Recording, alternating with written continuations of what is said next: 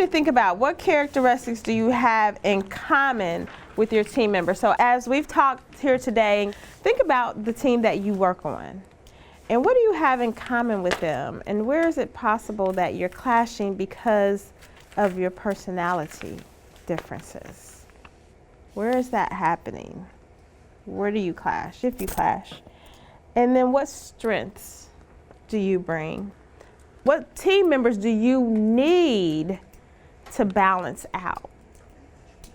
So think about those things and take some notes on interacting with others. This is your reflection time.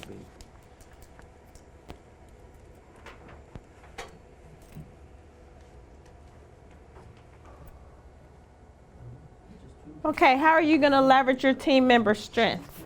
What'd you come up with to leverage your team member strengths?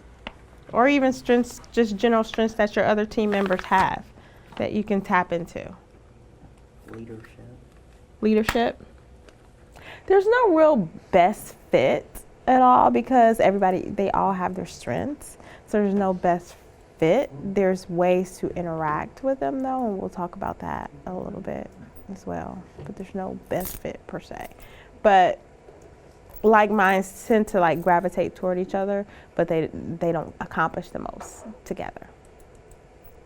So what happens like when you have conflict? You can imagine that all of these different personality styles respond to conflict very differently, right? How do you think a D responds to conflict? You've got a cheat sheet too. I'll point it out to you to help you in your folders. You've got a handout. It says responses to conflict. We all respond to conflict differently. D's are, when it comes to conflict, they are very direct. They are very assertive. They don't have a problem dealing with conflict. It comes very easy for them.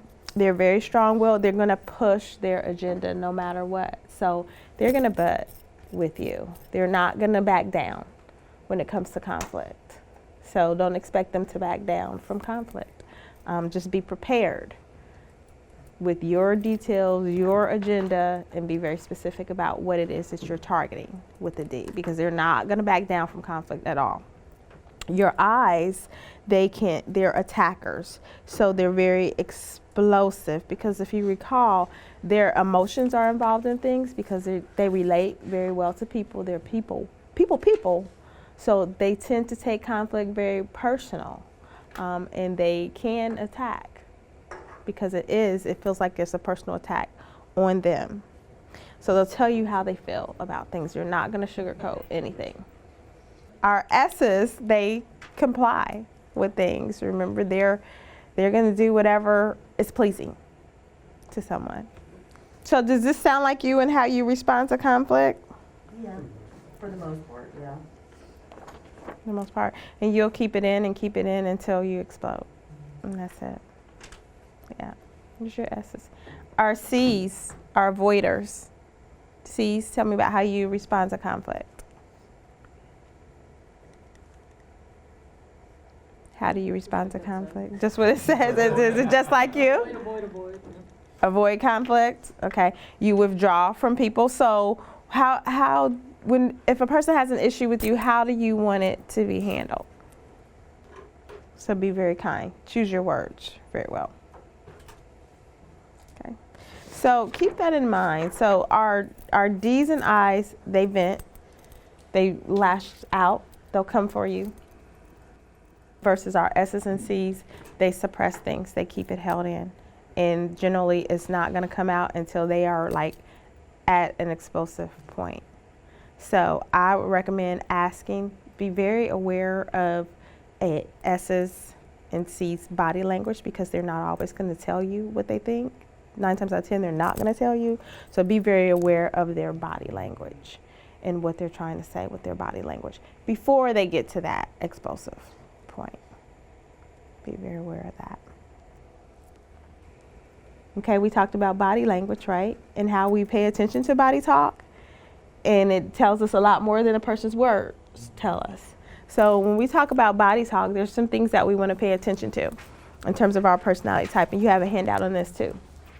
For our dominant people, you usually can tell them, this walks you through what they want, what their acts are, and then what their asks are. So because your Ds really want results, they're very focused. I think I mentioned earlier, when a D walks in, usually you can tell because their body demeanor, they stand very tall, they're very confident in what they say and what they speak. They don't generally tend to stumble over their words. They don't have problems getting their thoughts out because they're very direct. So when you look for body language for a D, they're very fast-paced, very firm stance, very strong gestures. So much so that they can be perceived as intimidating. Some people may cower down to them because they seem intimidating. People fear them because they have such strong personalities, and they are very domineering. So they dominate, and they will dominate conversations. A lot of times you can't get a word in edgewise with a D. So be very aware of that. So they want to show authority, and they have to maintain control in situations. So what do our eyes look like? What does their body look like usually? Think about your eyes and what their personality type is, and kind of some of how they portray themselves. What do eyes look like? What does their body language look like? We throw our hands around a lot. We're very expressive. We talk a lot with your hands. Right. What else? Very inviting, and usually like in a meeting, your stance and your posture is more open and inviting because you will share your space with people generally because you are a people person and you invite that in. What other things, eyes, do you want people to know about your body talk, your body language? So in a good mood, usually, and you said you spread that around, work, the optimism. Somebody's behind you. So they want people involved, they want people engaged, they want enthusiasm. They're like the cheerleader of everyone, our eyes are. And they ask who's involved, who needs to know, who is this going to impact, who is their word, who. So you'll usually see a smile, you usually see them, like I said, the open stance or maybe even a leaning in because they want to hear what you have to say. They're engaged. They're generally very good listeners and very empathetic. This is the person that you want to go to when you're having a really bad day, and they can point out something wonderful about that day, even in a bad circumstance. So that's your I and who they are. They can become unrealistic, a pie in the sky attitude, which is, I think it's good because when things are down, they always see something positive from it. And they're warm and friendly. So what about our steady people? What does your body talk look like? Pleasant smile, wait and see what happens. Very accepting, very open. You want everyone to get along. Generally, S's are really good at cracking jokes to somehow break up monotony or break up tension. Do y'all do that? Those are those are your S's because they don't want any like conflict going on. They do something to break that up, and usually it's some type of a joke or something to break some things up. Can we get the sarcastic gene too? Yes, they can be sarcastic because it's a way of like moving people from where they are to something, thinking about something different. So you're focused on the how. How's it going to happen? Stability, systematic with it, okay? Very direct gaze because you're paying attention to people because you're people as well. But you want to make sure that you're getting the information right. Whatever it is they're asking you to do, you want to make sure that you're getting it because you got to please that person. You got to give them exactly what they ask for. So you'll find that your S's they're very attentive, the kind of gaze and paying attention to what you're saying. What about our C's? What's your body talk look like? Like this, arms crossed, very reserved. Very skeptical. I don't know about that. I don't know if I'm buying this, what she's saying. What other things? Tell us what to look for in C's. What should we look for? This is what you look for in a C. exactly as they said. Very sometimes can come off very flat, reserved because they are very skeptical, because they are the pros and they know they're the subject matter experts and they know things. So they're not quite buying what you're saying all the time. So you will find that skepticism in kind of the raised brow. And then the controlled gestures. Body talk. You think you can read other styles now? Are you gonna try? That's a yes. You gotta take what you learned in this class and then you have to implement it and use it. I am, that's why I said no. Yes, he's practicing saying no. Practicing saying no. That's good. All right. So, quiz. How do D's respond to conflict? Because they said no. How do D's respond to conflict? Head on. Head on. Direct. What about S's? Run from it. I want other people to tell me what you guys do. Say yes. What do S's? Agree with us. They'll agree with you. Well, will they deal with the conflict, or what will they do? They'll run from it. They run from the conflict. They'll make a joke about it. Or they'll make a joke about it, or they'll go get a D to deal with the conflict. How do I's deal with conflict? Are they afraid of conflict? Okay, so they're okay with conflict. Can they manage conflict? Can they deal with it?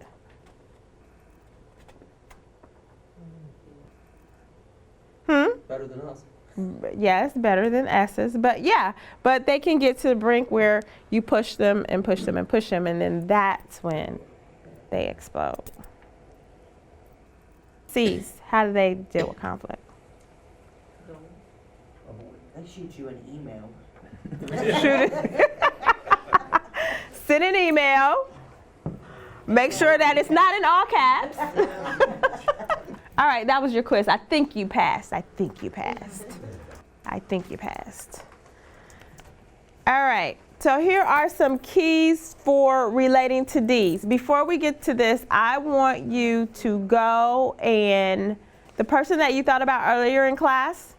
Okay, if you did not think of a person, then what is the personality type that you think you would have the most challenge with? Think about that. What is the personality type that you would have the most challenge with? What is the personality type that you would have the most challenge with? Everybody got it? Got one? Okay. So everybody's going to stand up. That means now. And you are going to find someone in this room that has that personality type that you are most challenged with. Find that person of that personality type. It cannot be your own personality type. So this requires movement. So find someone.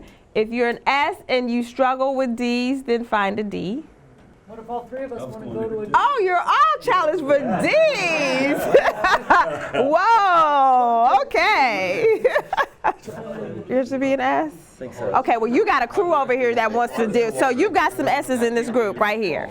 Okay. I haven't given you instructions. Okay, everybody paired up with at least someone. This is your opportunity to interview the person that you have the most challenge with, the person that you have the most challenge with. What is it that challenges you about that person? I want you to interview, quiz, ask questions of this personality type. Anything that you want to know that will help you be most effective with dealing with that personality type. Everybody got it?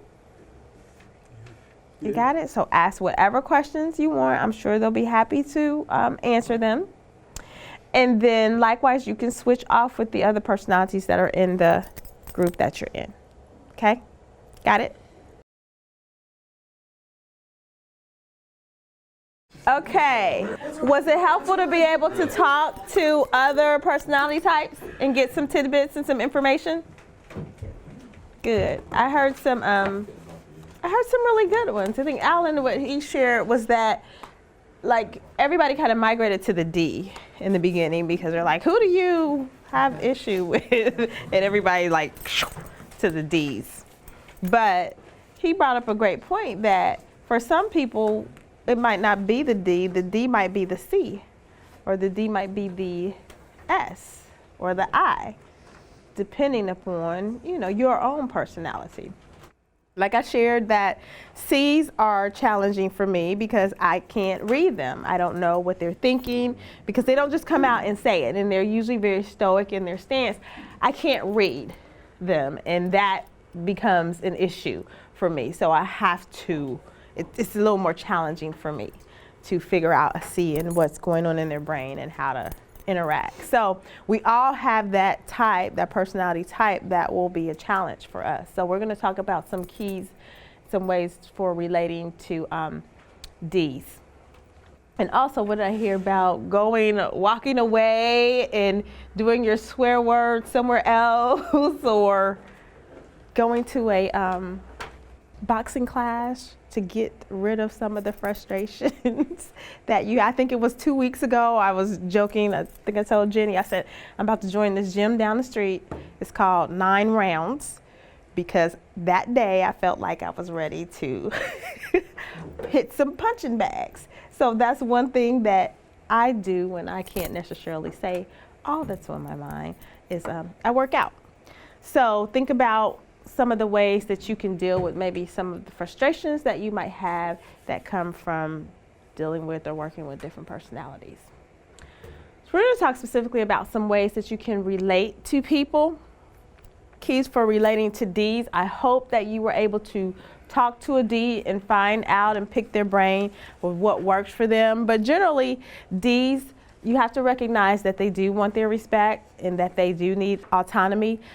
Don't take a D's personality personally. It is nothing directed toward you. It is nothing personal about you. It's just they are who they are. They're very dominant. They're very focused. They're very, this is what we're going to do. Now let's get it done and get it done now. So what was it? Get her done now was their thing. And I think just do it was the other one. So allow them to initiate, show your competence, because if at any point you look like you don't know what you're talking about, they've lost respect for you right there. They shut down. They're not going to hear anything else that you have to say. Also, the emails. Be very succinct. No details. Just be very succinct, very candid. This is what I need, A, B, C, D. Clear cut. Don't overkill trees. Show you're independent. Show that you know what you're talking about, and stick to the topic, because their brains are moving so fast that you've got a very few minutes with them before they've probably already moved ahead to the next thing. So that's how you can relate to them. Be prepared for these things, the bluntness, the questions, lack of sensitivity and empathy. Again, it's not personal. Don't take it that way, right? Got it? Don't waffle. Don't be indecisive.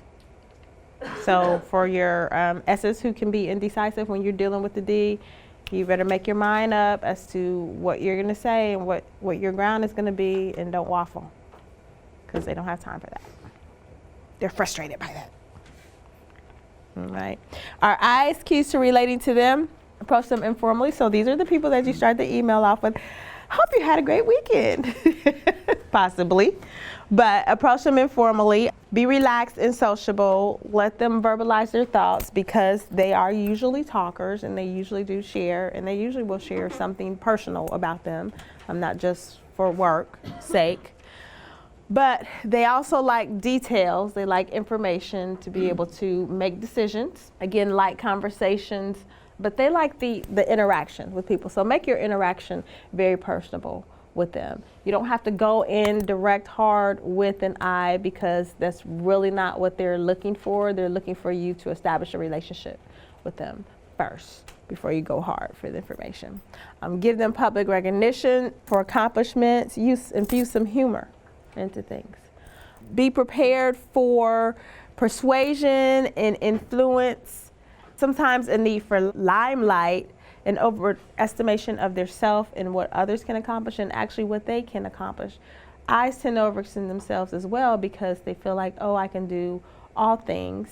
And because they're involved with people so much, they tend to be involved with a lot of organizations and things of that nature as well, because they just want to be a part of things. And vulnerability to perceive rejection. I's, what other keys do we have for relating to you? What other things do we need to keep in mind? We hit on everything? It's not possible.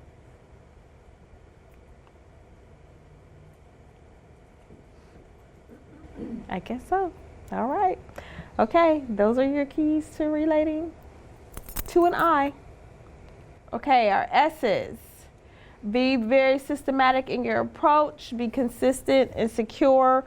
Don't change things up abruptly for an S. If you're going to change something, you need to explain to an S why you're changing it and over what time frame it's changing. It doesn't need to be immediate. Give them some time to adjust to things.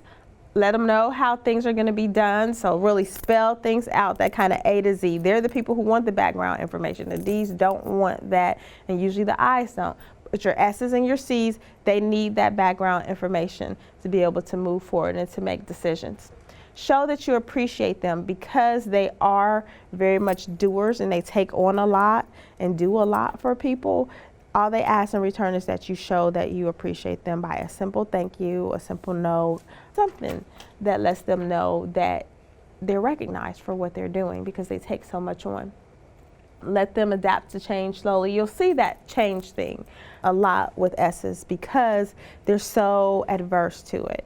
And they tend to lash out or even really shut down when it comes to change. If it's forced on them, they'll shut down and they won't do it, or they can't function under it because it happened too abruptly.